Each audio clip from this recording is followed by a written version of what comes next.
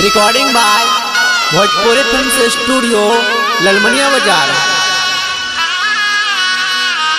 Singing by baby Chaudhary की आवाज में शानदार प्रस्तुति। रोजे रोजे चर्चा करब शिवा हमा गुरु के, शिवा हमा गुरु के। रोजे रोजे चर्चा करब शिवा हमा गुरु के, शिवा हमा गुरु के। कि भाई बिना सुना लागे लायंगनमा, कि भाई बिना सुना लागे लायंगनमा, कि भाई बिना। एहो शिवा गुरु एहो भोले दानी, हमके चाही ना वरदानमा। सुनो शिवा गुरु कि भाई बिना सुना लागे लायंगनमा, कि भाई बिना सुना लागे लायंगनमा, कि भाई बिना लागे लायंगनमा। आप सुन रहे हैं, आप सुन रहे हैं, आप सुन रहे हैं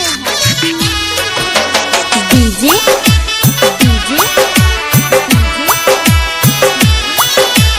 दिलीप शर्मा को, दिलीप शर्मा को, दिलीप शर्मा को।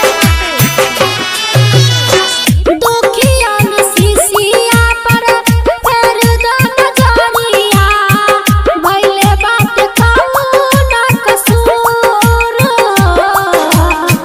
मनमा के लालसा हमरा पुरादा, करबा तोहरा चर्चा। कि भाई बिना, कि भाई बिना सुना लागे लायंगनमा, कि भाई बिना सुना लागे लायंगनमा, कि भाई बिना सुना लागे लायंगनमा, कि भाई बिना सुना लागे लायंगनमा, कि भाई।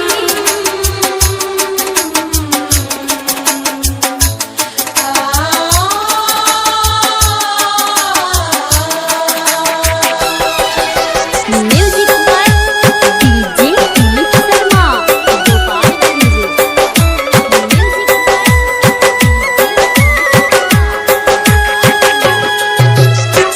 बेबिया शिशिया पर फेर द नजरिया, भइले बात कौन कसूर हो।